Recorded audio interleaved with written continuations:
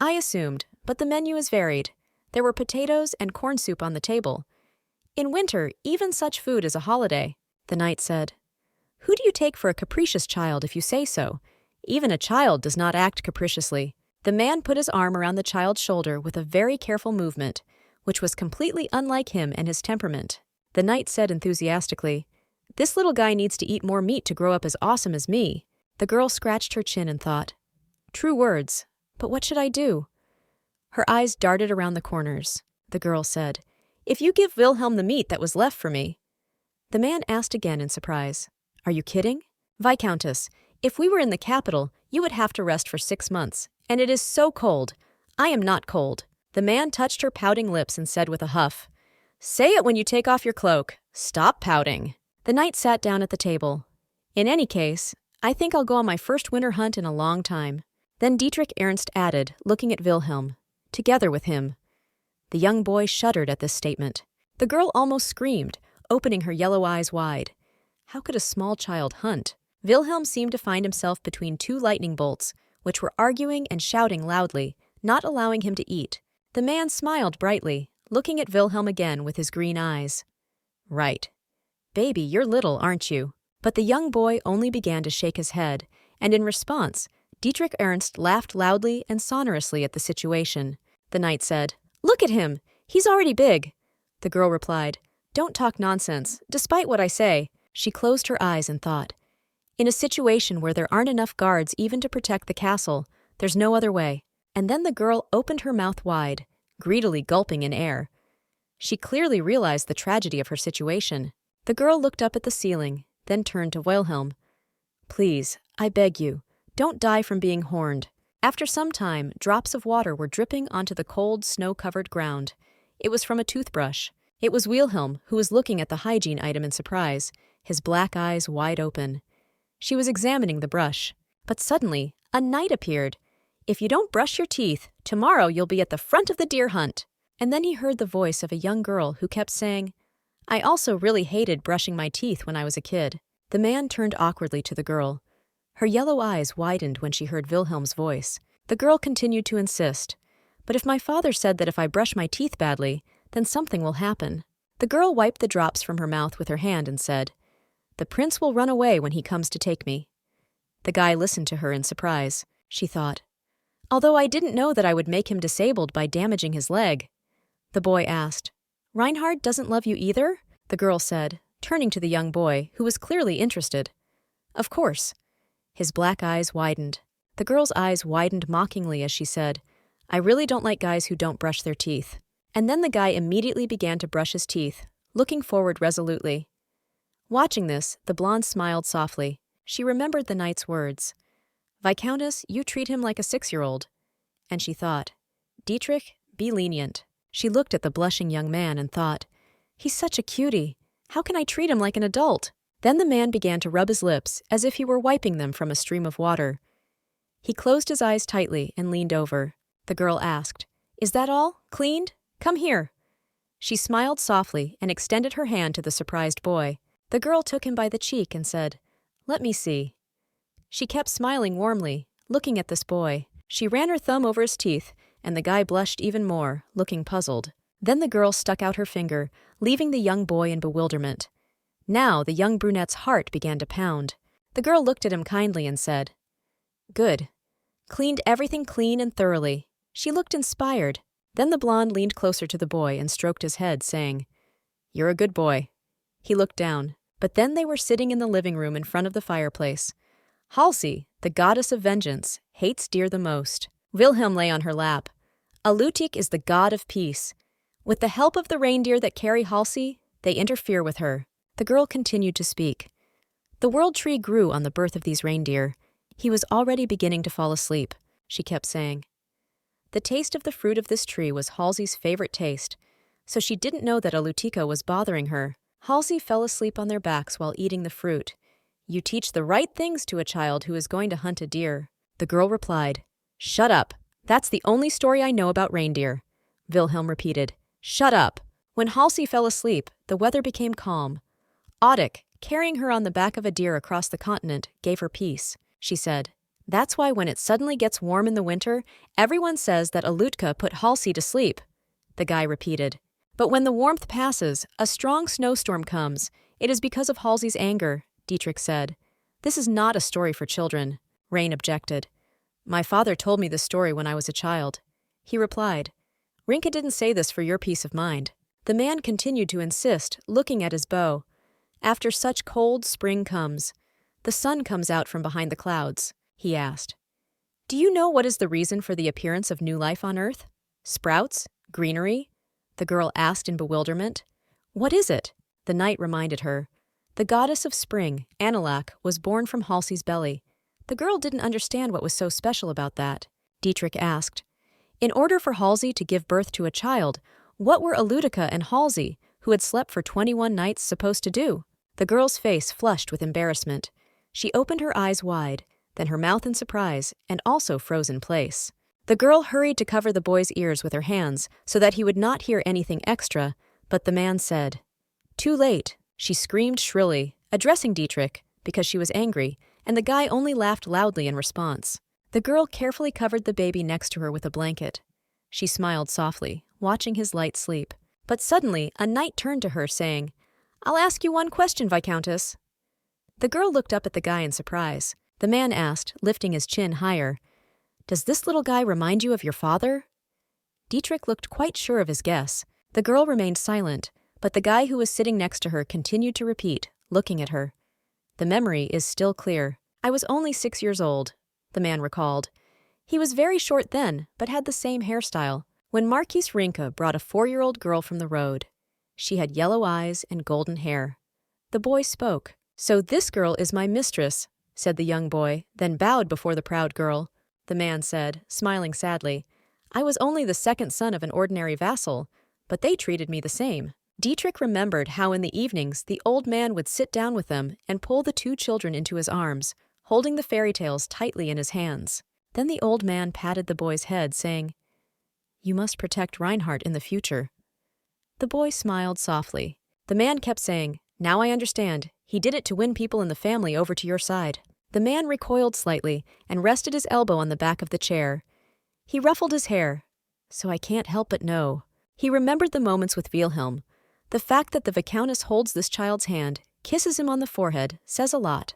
Telling tales, sitting by the fire. Where do all these actions come from? The guy thought, watching her this time. He also remembered the moments when the blonde was still a child.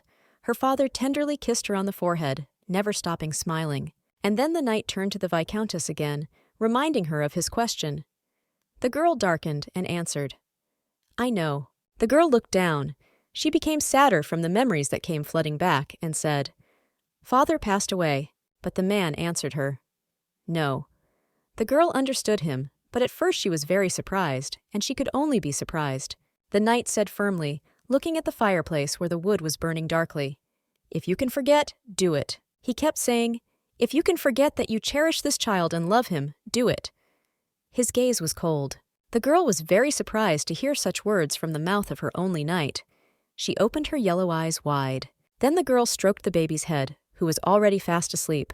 She thought, turning to him, Will Holland, it is true that I am touched by the fact that a beautiful child follows me, and that I behaved as if I had forgotten my father. But she still understood something clearly. But I can't forget the reason why Villa gave Helona shelter. Then the girl clutched her dress even tighter with trembling hands. She thought, I can't possibly forget this. And then the girl answered the interested boy. If only I could forget this just because I hurt my leg. The girl looked more determined and stern. In that case, she would have forgotten long ago. Then she said, Thank you. I came to my senses. No. I was afraid that I would say words that would disturb your peace. Then the man sat back down on the chair, relaxed, put his hand behind his head and said, That's a strange thing to say. The man answered, Are you insightful, or were you just lucky to snatch it? He reasoned, the girl asked. What are you talking about? He said. It's about that black poisonous snake in your arms. The girl asked again, confused. The black poisonous snake? The man answered. He had broken at least 5 wooden swords in the past week. She was surprised. But then, just a moment later, the girl smiled brightly and asked again. But the man answered, Don't be satisfied. The man came closer to Wilhelm and said, Since we're on the subject, you'd better get up and sleep in your room. The boy turned to Dietrich in confusion. He barely managed to open his black eyes, looking at him sleepily. Then Dietrich said mockingly, "You're calling me wrong again. When will he correct his pronunciation?" The girl laughed. But then someone's hand fell on the sleepy boy's head. It grabbed his short hair, touching the boy's light forehead. The young man's black eyes widened when the blonde turned to him. He was very surprised by such attention. The girl, stroking his head, said, "If you successfully go hunting, I will allow you to call me Rein for short." Then the girl nodded and smiled. "Then it will be easier for you to pronounce my name." Her golden hair fell over her face. The girl asked, "Got it?" The guy opened his black eyes even wider, but he didn't dare move, so he just froze. The man shrank and looked down. His eyes brightened, his face sank into the blanket, and he blushed from such words from the girl. The next day, Dietrich and Wilhelm went hunting with 5 soldiers. Within a week, they caught a huge reindeer. They said that Wilhelm had chopped off the deer's head. Now, it would be some kind of stuffed animal in their small, modest estate. That winter, there were a couple of strong snowstorms. Huge chunks of snow, sometimes even shards of ice, flew outside the window. Apart from 10 residents getting lost and freezing to death, everything was calm in Ruden. It is an ordinary town. 2 months later, the girl was thinking, in 3 years, there will be a big fire in the northeast. She looked out the window. In front of her was a landscape where snowdrifts were visible. The girl thought, it is cold and dry in the northeast. There is always danger. The girl clenched her jaw, and her gaze became more detached, thoughtful. But the scale of Raylan's mountain shrug was different, she thought. It took more than a year to put out the fire. The northeast was almost completely destroyed. The forest was burned. This is also the reason for the loss of trust of the people in Michel's father, the current emperor, who proudly wore the crown. There is only one explanation for the fire spreading so much. The dirty coal buried in the swampy soil of Raylan is called peat. Over the years, dirt accumulated, hardened, and became an incendiary projectile. There is a lot of peat in the soil of Raylag. The girl frowned her yellow eyes, then began to reason again. But the current me knows what needs to be done. First, I will prevent a forest fire from starting. I can get a solid capital if I sell the peat. But the problem was that Raylan's soil does not belong to my lands. Reinhart couldn't stop racking her brains, wondering, how can I get mining rights there? But someone approached her. The girl immediately turned around. Her golden hair was pulled back into a long ponytail. Turning around, the girl immediately noticed a male silhouette a few meters away from her. He was wearing a knight's uniform. Then the brunette smiled slightly, and only then did the blonde finally turn around and see the unexpected guest. The girl smiled softly in response, looking kindly at the boy. She said, "Long time no see." The bright light from the windows shone on the boy's face, making it look as if his black hair was shining brightly. The girl recognized that a grown-up Wilhelm was standing in front of her, looking at the blonde with detachment. The girl asked, "What's the matter?" Then the young brunette began to brush off his clothes and shook his head, saying, "He needs to talk to Ryan." And then the blonde turned to Wilhelm, causing him to freeze in place for a moment, turning his gaze to the girl. The girl opened her mouth wide and pointed to her eyes as she spoke. "When talking, you need to stand close and look into the eyes." Then the guy immediately nodded his head and turned to face the girl, saying, "Yes, of course. That's right. He spent 1 season with me, which in other lands could be considered 2 in length." Looking at the boy in front of her, the girl thought, if we consider that a child learns from his parents, this time is too much. Then the girl said, "You must address Dietrich with respect." The brunette was very surprised when he heard this, but as if not wanting to listen, Wilhelm, frowning, turned away from Milady, who said, "You're behaving like this again." Rein came closer to him and touched the boy's cheek. "Dietrich is your teacher. I haven't been alone with him for a long time." Dietrich spent the entire winter hugging the boy. He wouldn't let him leave the training ground, saying that he had to pay for the deer. Sometimes on very cold days, I would call the child into my room. Like that day when I told him about the gods. The girl, former crown prince, drags the little one into her room. A very good picture for rumors. The girl lowered her yellow eyes to the floor. True, but for some reason he was unusually strict only with Wilhelm. The girl put her hand to her lips and thought about what was happening. She opened her yellow eyes wide, thinking. Suddenly the girl understood. Was he really like a younger brother to him? Dietrich only had an older one. Then the girl blinked, as if chasing away this obsession. Her gaze immediately changed, became more serious. The girl looked at Wilhelm and thought, he really had grown a lot. The training had a positive effect. The blonde also noticed his neck, lost in thought. The scar that was on his neck and chin was gone. The girl's gaze moved lower. I don't know how long Dietrich had been rolling it, but it was nice to look at the open shoulders. But then the girl thought, closing her eyes for a moment. Although, of course, it is most pleasant to look at something else. More precisely, on the face of this boy. Reinhart thought, looking at the young face of the boy, who was frowning again. The girl raised her head higher to get a better look at the boy in front of her.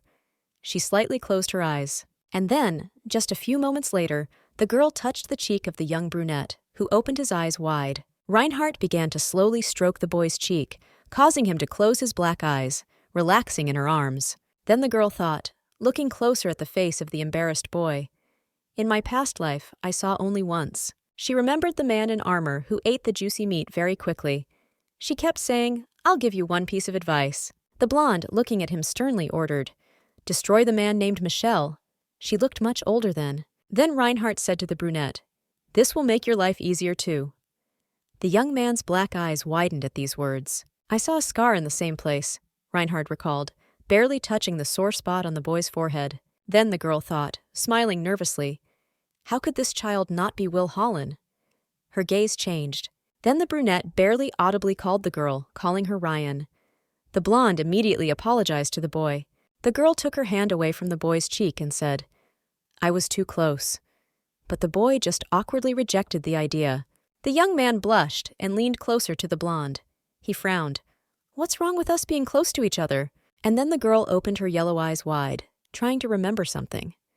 I've heard this somewhere before. She remembered the day Dietrich Ernst spoke. "Stop him if he speaks informally." That day the girl asked the knight angrily, frowning, "What's wrong with us being close?" And then, from the realization, the girl froze in place.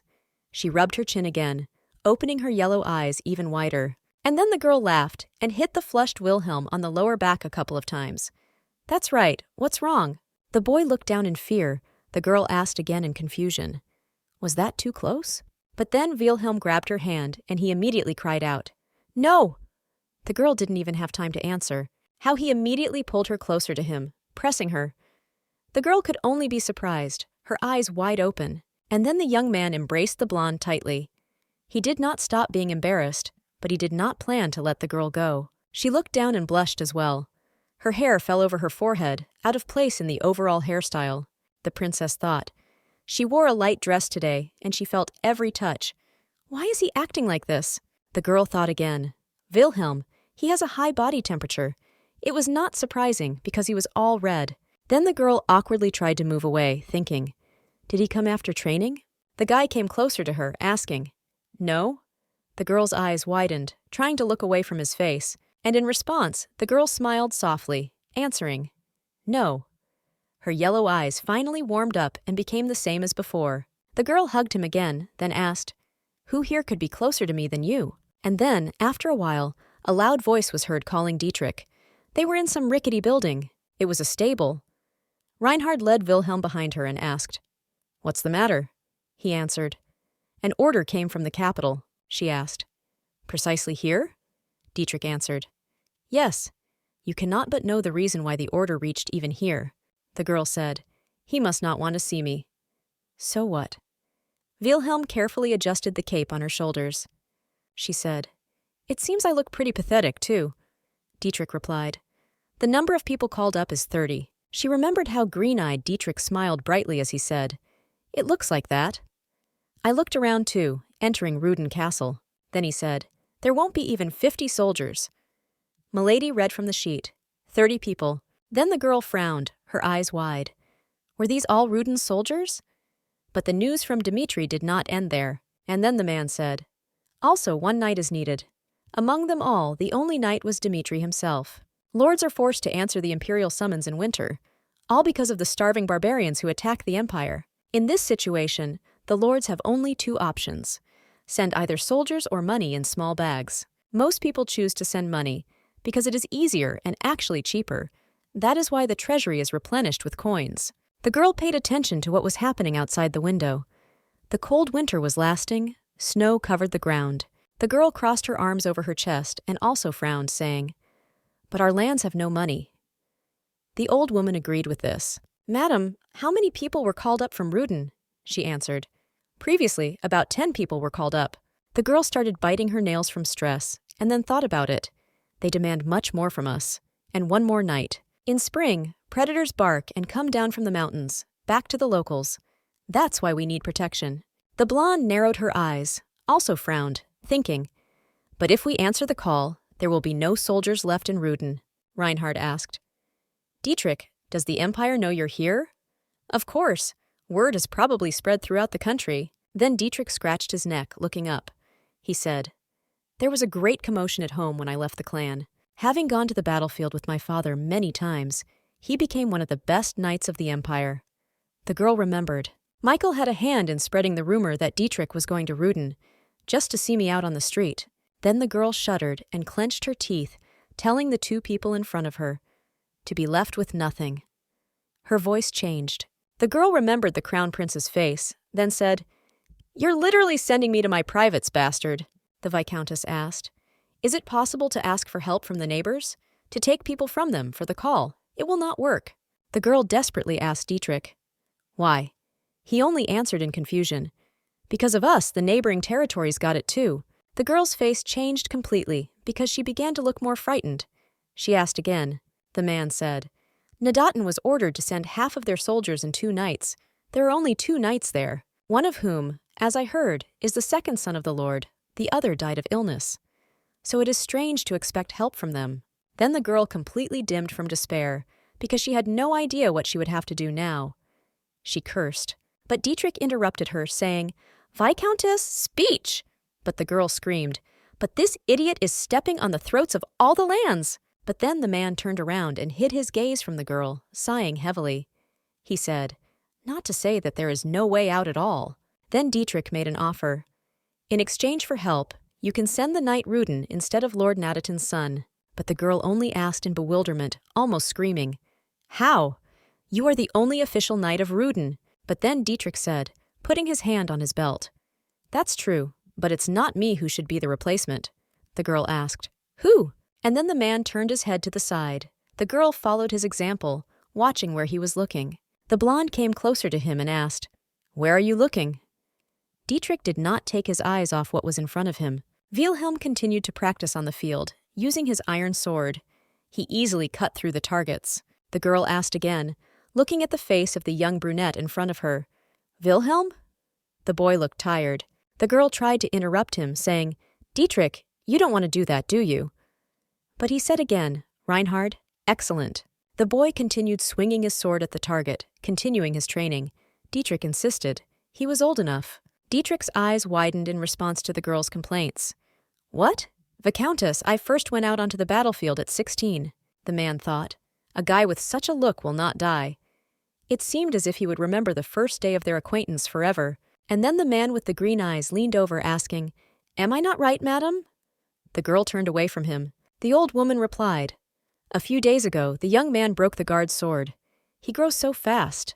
And then Dmitri asked, Did you hear, Viscountess? If all the guards leave Ruden, there will be unrest in the lands. Appoint the boy a knight and lend him to the lands of Nadatin for this call. Dmitri said, imagining him in armor. Dmitri continued speaking in confusion, as if reassuring the girl. I know that he is dear to you. The snow continued to fall. The man grabbed her shoulders gently, saying, Keep nothing but a knife close to you, until your revenge is complete. And then Dmitri said, While you are in this rundown castle, do not let your plans collapse because of one. And then the man looked at the girl, whose lips were now tightly closed. She was not cold-blooded enough.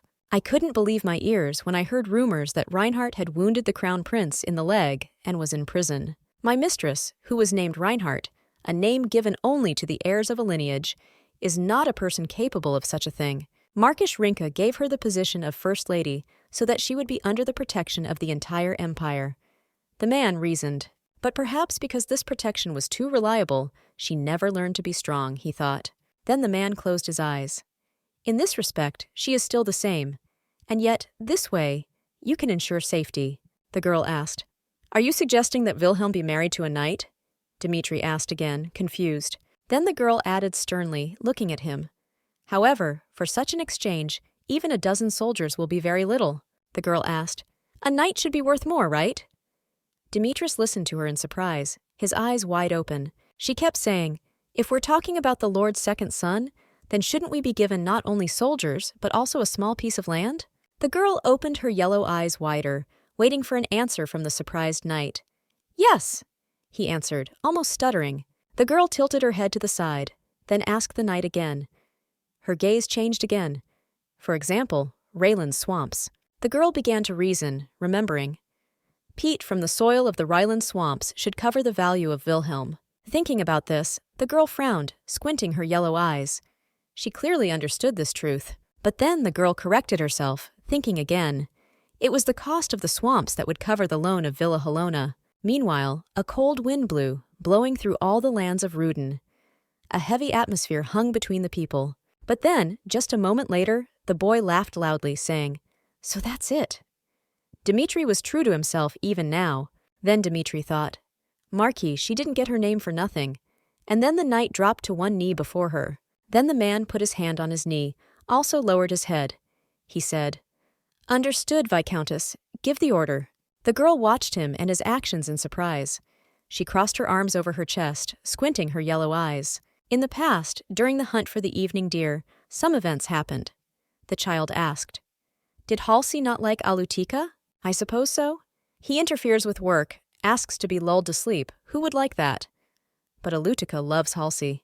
Dmitri looked at the fire, then answered the child. "That's how it is. So Analak had to be born." The young man with black eyes looked thoughtfully at the fire, thinking about this childhood legend. The boy asked excitedly what happened after Analak was born. Dietrich replied, "You were just interested in the ending."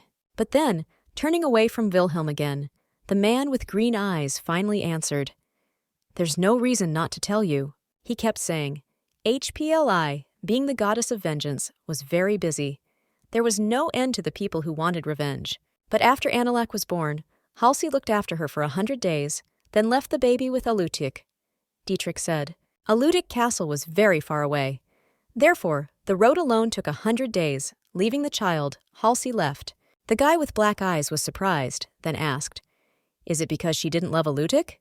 The man snapped, "Yes. However, Halsey was very fond of Analak, who emerged from her womb, and so she came to Alutik's castle every year. She didn't even look at Alutik. Halsey didn't like men to begin with. She became the goddess of vengeance because of a man." Dietrich closed his eyes and smiled, and so she gave birth to 2 more from Alutik. It's no different from a regular dead end. But then Wilhelm called Dietrich, saying, "He got Halsey anyway." The boy looked surprised. The boy said indifferently, "Isn't that a success?" There was a twinkle in his eyes as he said it. Dietrich replied, "What kind of Kaspek is this?" His beloved woman looked at him like he was a worm. "It doesn't matter." Dietrich asked irritably, frowning, "What do you mean? It doesn't matter." His gaze was puzzled. But then the man winced as he looked again at little Wilhelm next to him. His eyes widened. The boy smiled slightly, his eyes wide. He finally said, "It won't matter." Brat, Dietrich thought. I can't know who he was thinking about when he said that. The next day, they were already in front of the deer's carcass. Answering the boy's question, Dietrich said indifferently, "What do you mean, what?" "Just cut his throat." The boy was scared. But despite his fear, Wilhelm raised the axe with trembling hands. Dietrich said to the boy, "Don't be afraid." Then the green-eyed man came up behind the boy, placing his hand on his back, saying, "If you're afraid." And then the man said, "If you are afraid, the Viscountess will starve." Wilhelm shuddered at these words. The man clenched his jaw, almost baring his teeth. It was obvious that the boy was trying to overcome himself. And then, just a moment later, the boy swung his sword, following his teacher's orders. The deer's head flew off. But then, Dietrich began to remember various moments connected with Wilhelm and the Viscountess. He remembered how he had looked angrily at the young boy, whom the girl had so tenderly protected. But the man also remembered the boy's look when he opened his black eyes wide, as if he had gone mad, Dietrich thought. Small. His gaze was always stern and reminiscent of cold steel, like at their very first training session. Dietrich remembered the moment when they ate their fill by the fire. Wilhelm insisted, "It doesn't matter." But at the same time, the boy was thinking about something completely different. He was imagining a girl, Viscountess, my Viscountess. The young man slowly approached the severed head of the deer, next to which were drops of blood that had sprinkled the snow. The man with green eyes froze again. greatly surprised by Wilhelm's action. He raised his eyebrows high. Dietrich thought, so reckless. He looked at the top of the boy's head, where snow was falling on his black hair. Then Dietrich thought, greedy. He had that look again, cold and mad. There were drops of blood on the boy's face. And then Dietrich took him by the head, bending him closer to the ground, the snow and the drops of blood. He said, "What a look, you bastard," Dietrich thought. I couldn't leave him next to the Viscountess. Then the man finally said to Wilhelm, "Well done." Now the man looked at the fire in front of him again. A bright fire was blazing. People grow up looking at their mothers. Dietrich turned away from Wilhelm, thinking, first of all, you must become a man. But now he only curled up. Then, with this call, a great opportunity arose to share them with the Viscountess. Dietrich thought, Lord, a letter has come to you from the Nadayan estate regarding the transfer of rights to the Raylan swamps. The old woman said, handing the letter to Rein. The maid's gaze was almost empty, and even full of regret. Reinhart carefully studied her exhausted face. She wonders why I got these meaningless lands, when to leave, so that it coincides with the call-up date. At dawn in 2 days. Also need to prepare provisions for the soldiers. There is no appropriate budget. But then, just a moment later, Reinhart took out a small bag and poured out some things from it. The blonde said, "It's a little damaged, but it'll be worth enough for food. It's your mother's necklace." Dmitri is right. Rinka's property was confiscated by the prince. The only thing I have left is the necklace, she thought. And yet, thanks to this, everything was resolved, successfully.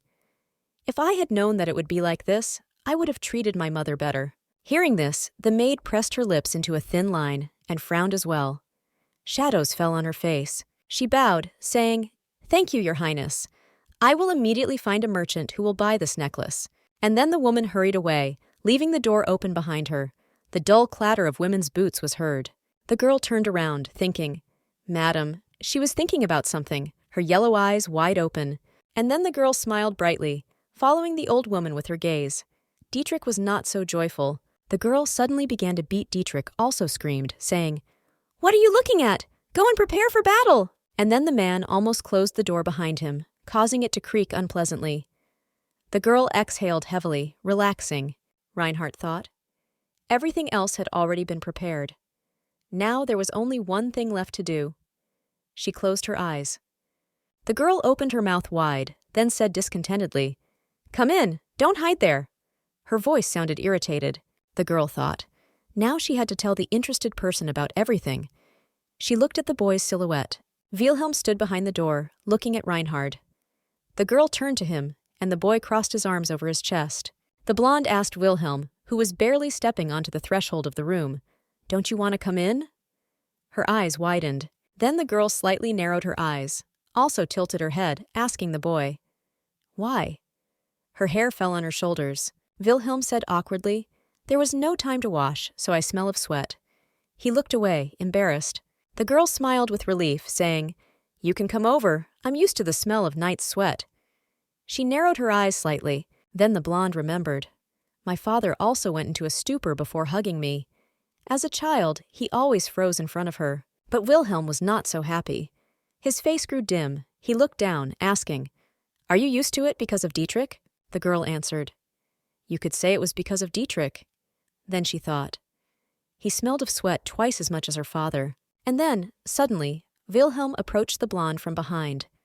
The girl was surprised at first and thought, "It's strange when he's so close." Then, just a moment later, the young man hugged the girl, putting his arms around her shoulders. He held on tightly to her. And then Wilhelm said, as if not even paying attention to the shocked look of the Viscountess, "I don't like it." And only after a few moments, Wilhelm slightly recoiled, saying, "I don't like that you've gotten used to Dietrich." The girl smiled awkwardly, looking at his gloomy face. Then, the Viscountess thought, "He's acting possessive again." And then the guy buried his face in her neck again, still squeezing tightly.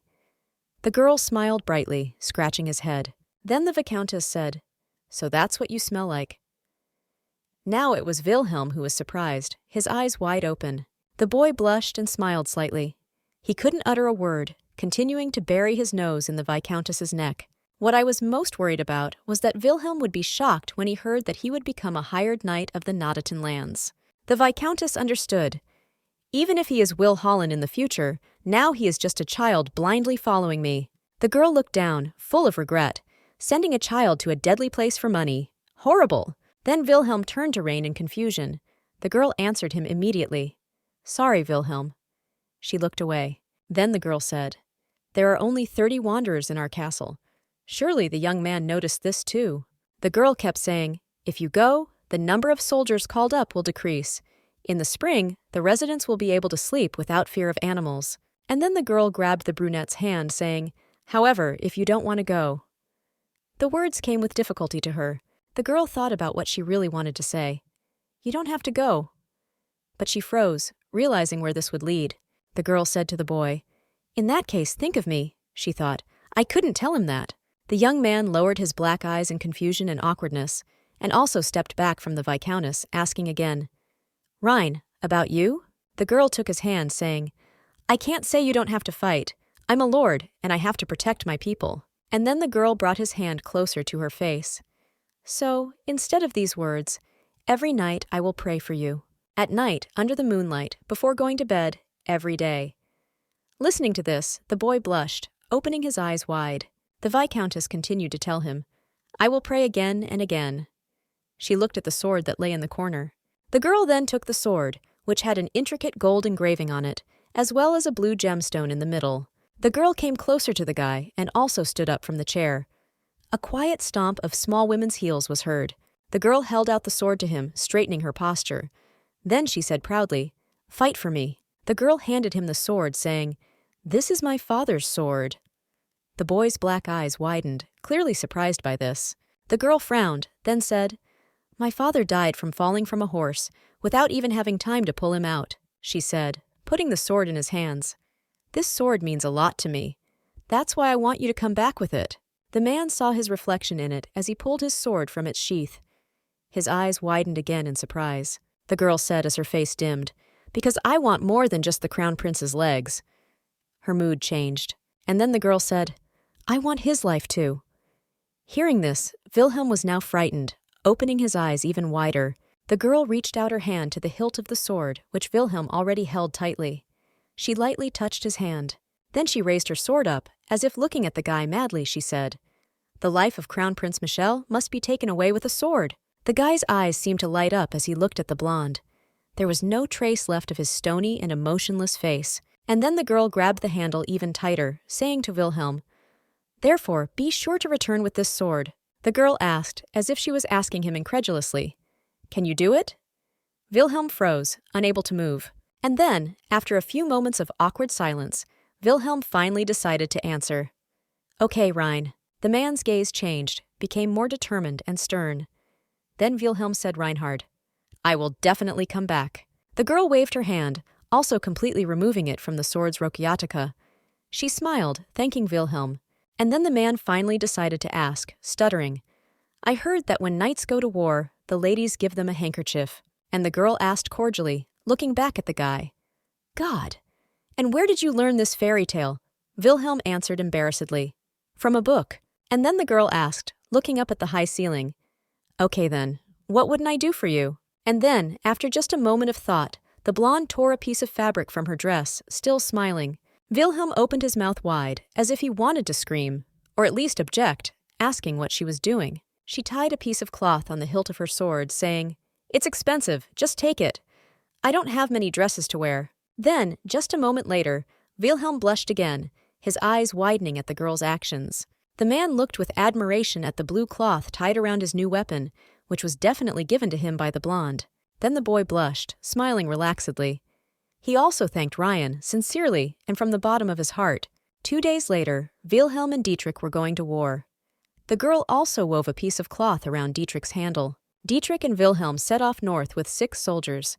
Dietrich smiled joyfully as they said goodbye. It was about 9 months ago, after I had injured Michel. It was still winter then. And then, the girl asked, Will they come back this year? There was no snow left outside the windows. Only the bright sun was shining. The lady said to the Viscountess, Considering the date the letter was written, it would be in 2 weeks at the most. Ryan said happily, We'll have to open more of that apple cider we bought. It was bought for cooking. And then the girl reached closer to the old woman. Madam, don't be so stingy. It seemed as if her hair was shining. The girl grinned slyly, also frowned, saying to the woman, "You don't have to save any more. We can buy more." Time flew by. It was the 3rd year since Wilhelm and Dietrich had left. She thought, watching the clouds. Baron Nadatin was happy to give away the Raylan swamps, and exactly 2 months later he regretted it. Rein thought. Having learned that peat from the bogs was selling like hot cakes, the Baron sent a letter. How did you find out where peat was formed? But of course, the girl took the best position for herself. She scratched her chin thoughtfully. What have you been doing if you haven't even read a book written by members of the imperial family? Waste of a cold region. The first empress wrote a history book with that title. Reinhart held up a book with the same title. I don't know why it's kept in Ruden, but it's about peat. The girl read it carefully, thinking, magic? Dragon? Did Amalyrus really write this? The ending was a little strange. Thanks to the sale of peat, Ruden changed. Winters became warmer. Residents did not freeze to death for 2 years. As rumors spread, people from neighboring provinces came here. We made up for the lack of guards. As soon as I could afford it, I made a gift to Madame. I prepared a small towel with a gift for her. Seeing this, the woman exhaled heavily, her old eyes darting around. She called the Viscountess, but she answered, "This is for you." She pressed the gift to the old lady's chest, saying, "You have worked so hard all this time." Madame smiled slightly. The looks of the locals directed at me also changed. The girl was sending out messages. Now everyone greeted her respectfully. In response, the girl smiled and laughed kindly, also greeting the inhabitants of her lands. She was happy. Everything was fine. The blonde thought. And now all she had to do was wait for the knights and the battlefield. She looked out the window. The barbarian attacks began in the spring and ended by midsummer. Their lands allowed them to farm in the summer. The girl sat down at the chair, which creaked away. She thought. However, this battle did not end even after years. The reason for this was Wilhelm, all because Wilhelm killed the son of their leader. He was bloodthirsty, the girl thought. Because of this, Nadatin received large dividends, but as a result, the angry barbarians refused to harvest the crops, the girl thought, smiling happily. But it was not so hopeless. She read the letter she'd been waiting for so long. She remembered Wilhelm, imagining how he must look now. The girl thought. Wilhelm was the reason. Not yet 20 years old, but already fighting like an experienced warrior, he was nicknamed the Mad Dog. Well, today Marquis Glencia said to Wilhelm, "I will pay the required amount. Come under my command," Dietrich wrote. But Wilhelm said that he would never change his master. Marquis Glencia was disappointed. He said that if Rinka's daughter was the owner, it would be worth it. He wrote, "Renka is not easy to contact." Dietrich was the one who reported the current situation. If you exclude inattention, Wilhelm is a good knight. But as a soldier, he is simply terrible. He cannot get along with others. Dietrich wrote, looking back at him mockingly. He wrote, "The fact that I have such a first student is a disgrace to the Ernsts. It's all because you raised him that way." In his last letter since last spring, Dietrich wrote that the war would soon be over. The girl recalled. Dietrich wrote to her, "Now we must go further north in pursuit of the leader. Contact will be even more difficult." Dietrich himself was also surprised by the news he wrote to her. "I received a letter from my brother. My sister-in-law gave birth to a child. Give me a vacation after this terrible military service. Shouldn't I see my niece?" Dietrich asked. Then, after finishing reading that letter, the blonde noticed something else next to her that made her very surprised. In front of her lay an open envelope, inside which was a small piece of snow-white fabric. She was surprised. Then the girl took a small handkerchief out of the envelope with a careful movement. She thought, "What is this?" There were only a few words written on that piece of cloth. "Every day when I look at the sword, I think of you." The girl froze. She carefully read the lines that were so neatly drawn on the paper. The girl fell silent. Then the blonde opened her mouth slightly, as if she wanted to say something, but in the end, she only swallowed air. Then the girl smiled, her hair slightly tilted, now falling on Reinhardt's fragile shoulders. The girl bowed her head at the same moment, not ceasing to smile joyfully at such a gift from a famous person, and then the girl began to cry. She couldn't stop looking at the scarf, and she couldn't stop smiling either. She remembered their faces when they left for war. Wilhelm was unhappy. Dietrich was smiling. "I miss them." But then news came from the battlefield that same evening. A man had approached her. "I beg your pardon, Viscountess." In front of her stood a girl who was dressed in fairly light clothes. She knelt down in front of the Vicomtesse. The blonde's eyes widened as she watched the stranger. She was surprised by the unexpected news. The girl came closer to the maid and asked again, "What did you say?" This long-awaited news was news of death. The girl again remembered the faces of those two boys she missed. The next moment, the girl asked the woman who was kneeling in front of her, "Once again, what did you say?" To which the woman immediately responded the next moment. All forces were thrown to the front, but the situation suddenly changed. The barbarians flocked from both sides at the same time. The girl's hands, standing opposite the woman, gradually began to turn white. Suddenly, the next moment, the girl's hand clenched sharply in anger. Sir William, who learned of this belatedly, quickly dealt with the barbarians and tried to break through to Sir Ernst. The woman continued her story, but the chief was waiting for him on the battlefield. Because of this, the battle lasted longer than expected. At that moment, there was a light snow falling outside, and it was falling on the trees in the forest. The dark-haired guy at that moment began to look around with blood on his face. With a sword in his hand, he could barely stand looking at the mountains and snow with fatigue in his body. After a moment, the dawn came.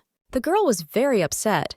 So at the same time, when the Empire finally put an end to the war with the barbarians, the life of Dietrich, who fought alone. When the girl heard what the woman said about Dietrich, she became hysterical.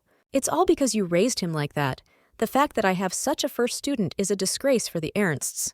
The next moment the girl thought, "This afternoon, when I laughed after reading the letter." One day the guy received a letter from his brother. Their daughter-in-law had given birth to a child, after which he wanted to be given leave after that terrible military service. The girl told him that same day with a smile on her face, "I'll give you 3 days off." The next moment after this whole story, she began to cry and thought, laughed, was happy about the letter. The woman who was standing next to the girl at that moment watched what was happening, and tears flowed from her eyes. After which the blonde fell to the floor and began to cry very bitterly. She recalled moments from her childhood, how she sat with him on her father's lap. They tried to calm the girl down at that moment, but she did not stop crying. She bitterly recalled all those moments and said, "All that remains of my memories is myself," she said. For such an exchange, even a dozen soldiers would not be enough because of a man who treats the value of life so much. The girl lay hysterical, and the next moment she could barely speak. "Because of me." After some time, the girl blamed herself and cried loudly and finished. Dietrich died. Meanwhile, in the city, the soldiers were finally able to meet with local residents and reunite with their families. A little boy ran up to one of the soldiers and hugged him tightly, after which the man hugging the little boy looked somewhere back. Behind him, he saw several other soldiers carrying a wooden coffin with a corpse inside. The other soldiers realized that the coffin contained the lifeless work of one of their battle brothers. The cloak of the soldier who led this funeral procession fluttered in the wind. The black fabric looked heavy and frightening. The man at the head of the procession turned out to be a dark-haired man with eyes that were as black as pitch. The man's heavy footsteps continued to sound loud enough. All eyes were directed at him. Is this really the child the Viscountess was taking care of? I think it's him. He's been hanging around the battlefield for 3 years, so it's definitely him. People continued to whisper among themselves, occasionally glancing at this strange young man. One of the onlookers tried hard to shut up another, because he was throwing out unflattering words. "He's a knight now. Shut up. They say they did a great job against the barbarians." After this phrase, the man looked at the wooden coffin with an even stranger grimace on his face and said, "Sir Ernst." The man took another step forward. This time, something in his demeanor changed slightly. Then he stopped abruptly. Perhaps this menacing man heard the conversations behind his back and was going to kill everyone. The man froze in place for a moment, then looked up. His pupils narrowed sharply, as if he had just seen something very important. In fact, he simply heard a familiar voice somewhere nearby. Then he saw the familiar figure of a golden-haired girl. The black-haired youth was stunned and didn't know what he should do in this situation. He slowly raised his hand and extended a few fingers forward, as if trying to reach his blonde. But the Viscountess simply ran past him. It seemed that she had more important things to do right now. The young man realized that she had not paid any attention to him at all. The girl ran to the coffin. The Viscountess ran to the place where the corpse of her dead childhood friend should have been lying, but there was nothing inside Dietrich's coffin. The girl looked down. Her eyes showed despair and hopelessness, because they couldn't even find the body. The Viscountess fell to her knees in front of the empty coffin and could not believe what was happening. The city guards in silver armor looked at each other, as if asking each other what they should do now. After a few seconds of despair, the girl wiped away her tears and thought, "No, I can't appear like this. Listen up, everyone. Congratulations to all who have returned from the long war. Everyone will be rewarded according to their merits. As soon as the common people heard this girl's statement, they all burst into joy. Everyone was happy. The long war was finally over, and it ended extremely well. The common people and the returning soldiers hugged each other and cried, literally jumping into the air. Only the Vicomtessa did not show any joy on her face. Her lips did not even curve into a smile. In fact, there was another person who was not happy either. It was the same black-haired young man. While everyone was rejoicing and jumping for joy, they never changed the expression on their faces. That same day, Dietrich was buried. More precisely, his coffin was buried in the ground. So you did not find a single thing of Dietrich. A man in a black robe stood in the pouring rain and talked to someone. I will not take the coffin. Cold raindrops slid down the black fabric of his hood. He should be buried in Ruden. Besides this man, there was another one present at the cemetery, wearing exactly the same black robe. The rain did not stop. Drops fell from the sky more and more rapidly. Meanwhile, back at the estate, the golden-haired girl finally found a few minutes to rest from the day. The Viscountess looked at the ceiling with the most devastated look. She thought about the black-haired man she remembered as a child. He spent 2.5 years on foreign soil, shedding blood, fighting for me. You can't do that. The girl got out of bed and muttered, I need to see Wilhelm, but first I'll change. But just as the girl was about to do something with her appearance, there was a knock at the door. The victor thought, it must be Madame Sarah. I'm sorry, I don't have the strength to even move my hand. Can you help? Someone's hand appeared in the doorway. It clearly didn't look like a woman's. Someone stepped into her room. The steps of this person were loud and seemed quite heavy. The Viscountess still didn't know that it wasn't Sarah who had come to her room. The lock on the back didn't work well. They had buttoned it in a hurry, but she was interrupted mid-sentence. A strong male voice rang out. Do I understand correctly that you are asking me about this? The golden-haired girl turned around sharply and immediately understood who the voice belonged to. The girl raised herself and then sat up. She looked up at the man who stood right in front of her. The Viscountess immediately fell into her memories and thought, a child. That was what they said about him 3 years ago. Now, looking at this man standing right in front of her, the girl thought, but the man is in front of me. There was an undisguised misunderstanding and some fear in her gaze. No, can I just call him a man? The girl was completely confused. Her memories of him from the past were completely different from what she saw now. The girl moved a little on the bed so that Wilhelm, if necessary, could sit next to her.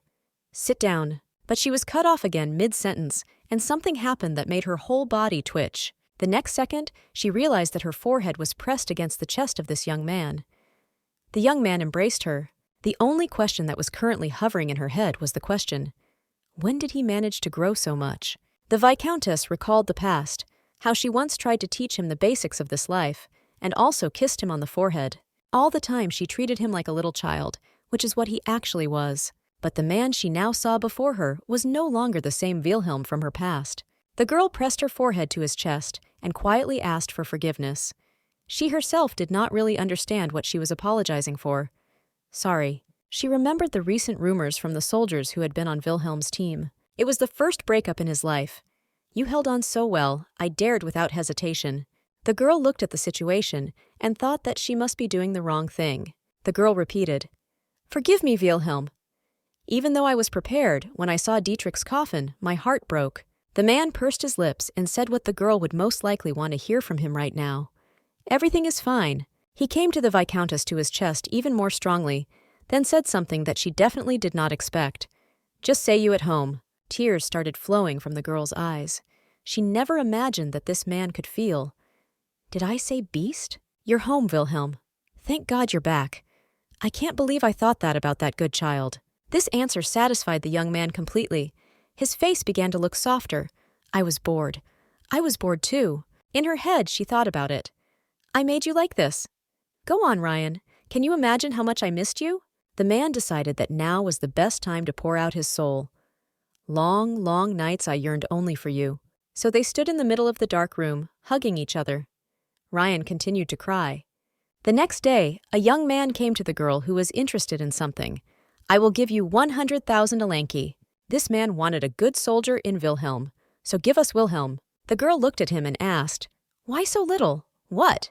It was for Glensha himself. But 100,000 Alanquez will make life in Rudvik Castle prosperous for 10 years, won't they? the Viscountess thought. I kept wondering why he was still in Ruden, even after the funeral. He had an ulterior motive. The girl crossed her legs to show disinterest. I think you know very well. There was undisguised contempt in her tone for the one who had come to ask her for Wilhelm. Who I was before. She was the former heir to the Rinka Marquisate and the former crown princess of the Alanquez Empire. The first way was to pay his master. The second way, changing the master at the will of the knight himself by the oath of chevalier. His personal request to Wilhelm was rejected, so he came to me. Naturally, he will be rejected. The girl continued to speak. Let him not be 20 years old. Do you think this will be a good ransom for a knight? The red-haired man who came to ransom the knight suddenly changed his expression. His body was trembling. The man bowed, trying to do it as respectfully as possible, and said, I apologize 5 times then. But before he could finish the price, the girl immediately said loudly, I don't want it. I won't sell it. I won't lend it either. Doesn't Rushen have soldiers led by Wilhelm? The girl answered him that he was overdoing it. He kept saying that the county still only had 42 soldiers. That red-haired man was talking sense. If he goes to Glentia, we'll give him a raise on top of the deposit. The girl was shocked and asked again, What did you say? The man continued speaking as if nothing had happened. The girl decided that this was indeed a good deal, so she asked him again, Wilhelm, you. Cold words, not interested. Cut the strange atmosphere hanging and made it even more tense. The dark-haired man continued, No one but Reinhart is interested. There was honesty in his voice. That same evening, the entire delegation from Glentia decided to return to their homeland. The girl stood next to the knight. It must have been hard. And yet he was popular on the battlefield. The countess turned the guy's gaze and did not know what she should talk about. The girl thought the same. Looks like a completely different person compared to last night. Wilhelm also looked at the golden-haired countess and asked her again what she wanted from him. The girl decided not to remain silent and said, You are a handsome man. You must have been very popular with the girls. But he looked away, became embarrassed, and silently blushed. The man looked down and mumbled something under his breath about how he wasn't popular. Suddenly she touched his hair and said, Your bangs have grown so long in this time. She looked at him with worried eyes and continued, I haven't seen you for so long. But she didn't have time to finish, because something happened that she could not have expected. He abruptly took her hand. The man looked into my eyes and said in a voice full of concern, I fought thinking about your words. This made the girl go back to her memories. She didn't say many words, so she quickly understood what was being discussed. The lips of the golden-haired girl spread into a radiant smile. She said, Yes, Wilhelm, you are a good boy. But the man again did not let her finish her sentence. He took the girl's hand and put it to his cheek. Her eyes widened sharply in complete incomprehension of what was happening. The girl certainly could not have expected this. Continuing to rub against the countess's palm, the boy muttered, As you ordered, I'm back. Wilhelm's behavior at the moment was somewhat similar to how pets become attached to their owners. He looked at the countess with a look full of warmth and added, So give me a reward. The girl was again perplexed and asked again, A reward? What do you want? The girl could not understand what he meant by that look and why he did not say a word. Afterwards, he simply smiled, continuing to remain silent. There was something in that smile that the countess did not like at all. Then, still holding the girl's hand, the man said, I can't say yet. After this phrase was uttered, he began to gradually loosen his grip. Wilhelm left a kiss on her fingertips. It was like waltz partners kissing noble ladies. He added very quietly, Of course, it meant only one thing. Some truth was about to come out soon. He didn't want to wait until the last minute, but the man couldn't shake the feeling that if the countess found out, she would throw him out. So they were left standing in the middle of the yard in a rather strange position. It looked ridiculous. When night fell, the 2 unfortunates who had gone back to Glentia decided to light a fire. The negotiator said, It seems he is one of those who like to get on my father's nerves. The man remembered with contempt how a few hours ago the knight had angrily refused to join his army. The man looked at his interlocutor like a madman, quoting the knight's words. I knew at first that he was mad. When Wilhelm came with the severed head of the leader's son, everyone was shocked. But Margrave Glentia sighed heavily. Northern barbarians come to the lands of Glentia every spring. The barbarians were a group of beggars who had been protesting for food supplies for about a month. That's all. If we gave them the food warehouses, they would disappear. Instead, in the name of war, we could command the warriors.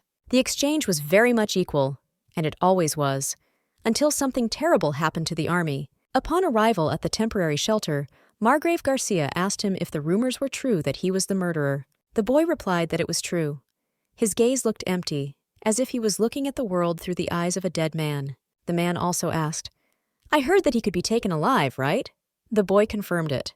"You know how important it is during a war to take hostages for whom a large ransom will be given. If this boy understood the concept of ransom and wars, why did he deliberately kill the son of the barbarian leader?" The dark-haired youth continued to smile a barely noticeable smile. His expression did not convey remorse. The chet hung quietly on his belt, its blade and engraving on the handle glittering.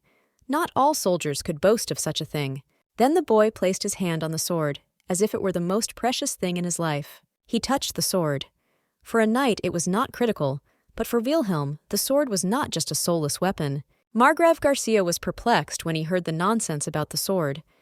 His eyes widened in an instant. This is the Marquis of Rinca's torment. He could not say anything about the handle of this weapon because the young man kept covering it with his palm. Realizing that the Margrave understood what had caused the indignation, the dirty blockhead snatched up his sword and mocked me. The boy's eyes looked like those of a dead man. Leaving that bastard alive would have been an even greater shame for me. I heard that the deposed queen was expelled from the capital and came to Ruden Castle. The Margrave looked at the boy and said, "I had no idea that my master had such a madman in his service." When the man came out of his memories, he realized that he was still sitting by the fire. His interlocutor turned away from him and said, "You know, it's pointless." This man was ready to do anything. Suddenly, from afar, they heard the sounds of horse hooves hitting the ground. Someone was approaching them at high speed. Both men turned around at the same time to see who could be visiting them at such a late hour. When the Margrave saw who stood before them, he was very surprised. His surprise could not be described in words. Wilhelm turned out to be a man of no consequence. As soon as you started talking about him, he was there. The man on the black horse was dressed in a black uniform. The man stroked the blade of the knife, which glittered in the light.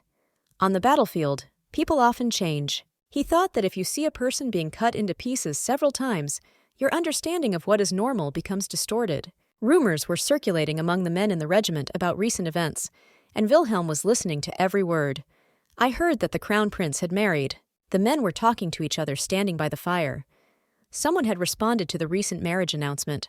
I heard about it. Flowers and bread were distributed in the capital for 3 days. There was chaos. Some have been fighting here for months. People kept talking about that wedding. They imagined how the wedding ceremony went to entertain themselves. One of the warriors answered with all honesty in his voice, "Of course she is beautiful." He threw out the former crown princess. Wilhelm sat to the side and cleaned the blade of his sword. He wiped it with a white handkerchief, trying to polish it until it shone.